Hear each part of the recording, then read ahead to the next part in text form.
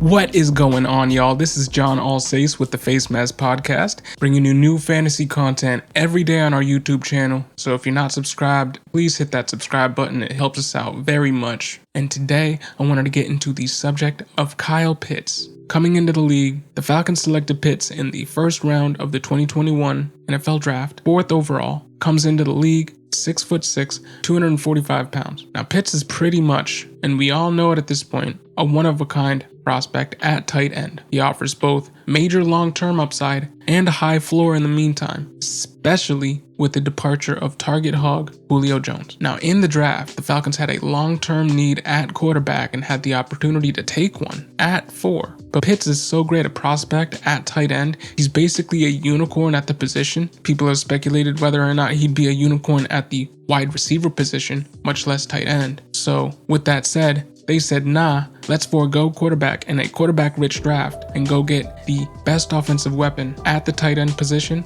since Vernon Davis in 2006. Now, we all know the tight end position is one of the most difficult when it comes to transitioning from college football to the NFL. Not only do tight ends need to learn complex route schemes, but they are often asked to understand blocking in both the run and the passing game. So with all that mixed together, it's extremely rare for a rookie tight end to break out. But Pitts has the chance to not only buck this trend, but he also has the chance to be an immediate game changer in the NFL and for fantasy teams due to the skill set he provides at tight end. We have to remember, in college, Kyle Pitts outplayed pass catchers like 2020 Rams second round pick Van Jefferson and Giants first round pick Kadarius Toney at Florida. And Pitts doesn't even turn 21 until October. As we mentioned before, now that Julio Jones has been traded to the Titans, Pitts should be working as Atlanta's number 2 pass catcher from the get-go. There was some concern about Pitts' target volume when he was selected 4th overall to join an offense that was expected to feature 2 of the league's top receivers in Julio Jones and Calvin Ridley, but Jones's departure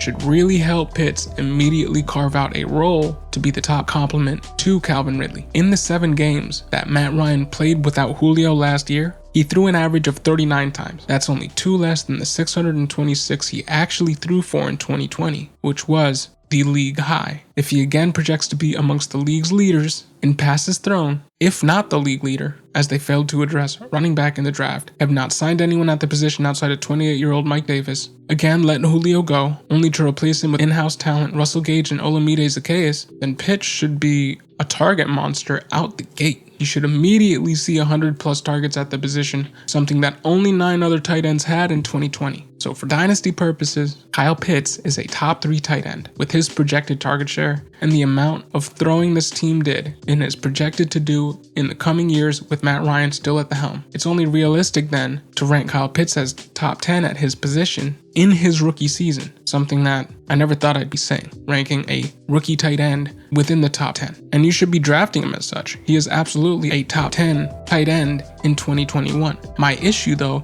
is his ADP has risen to 44, tight end 4. That's too high for me because while he's a lock for tight end 10 numbers in his rookie season, he's not a lock for top 4 numbers, especially when there are other target monsters at tight end available later in the draft, like TJ Hawkinson, whose ADP is 62, a full 20 points later. So while I'm very high on Pitts in Dynasty League, and if you have not done your rookie drafts yet, you have the chance to move up. You play in tight end premium, whether that's Superflex or not. I think this guy's worth it long term. With his age, the opportunity he's walking into, all that. But he's not worth TE4 prices in best balls or anything season long. So while I really like Kyle Pitts and his situation, I'm pretty much out on him outside of where I can get him in Dynasty, where I don't have to pay a teammate an arm and a leg to get him because I know that his price is already super inflated. So what do you guys think about Kyle Pitts? Put your thoughts in the comment section below. Thank you for listening. This is the Face Mask Podcast, bringing you new fantasy content every day. My name is John Alsace. Thank you for listening. Have a great day.